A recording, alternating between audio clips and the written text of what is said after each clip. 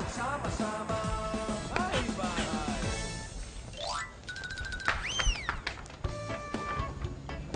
Darl, pwede ba? Huwag mo nga ngaragin yung sarili mo. Si Mami lang ang bibisita dito, hindi ang presidente.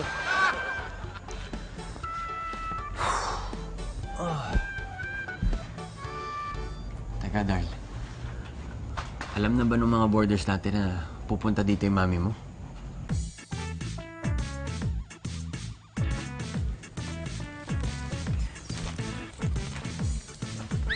Ate naman may sipa pa. Siyempre Masira. para, may mga Dancing. tubang ganyan.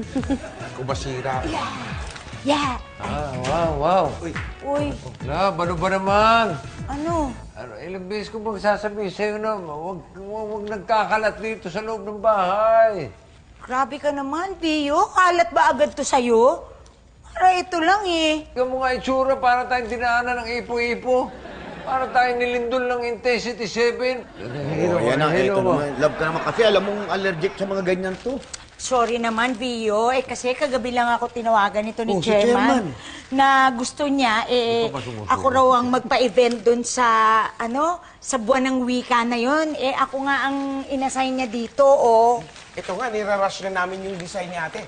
Para ma-impress si chairman sa kanya, para sa susunod na event, siya ulit kukunin. Oo nga, ito nga po, patapos na kami. Buti nga, tinulungan ako nitong dalawa, oh. Kayo kaya, tulungan niyo rin ako. Oo ba? Ayan na. Tutulungan ka namin, ilipat Ano ka? yan, ipasok doon sa kwarto mo para doon lahat ang basura sa kwarto Oo mo. nga, yan, kakalat lang. Teka, hindi pa nga tapos, Hindi Bio. pa, akin na. Akin to. Sandali, hindi pa nga to tapos eh. Hindi Akin tapos, na yan. nakita mo. Go, ate! Hindi pa nga. Go, ate! Go, ate! Go, ate!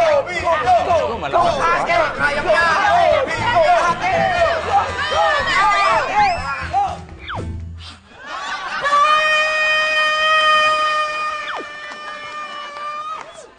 Mami!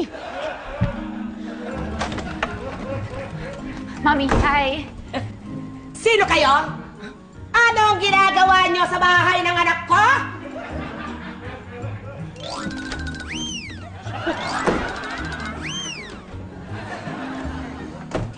Siya na nga. At wala nang iba. Sino ka? Ikaw ang mami. Ako ang siopaw. Yan. Ang bigat, ha?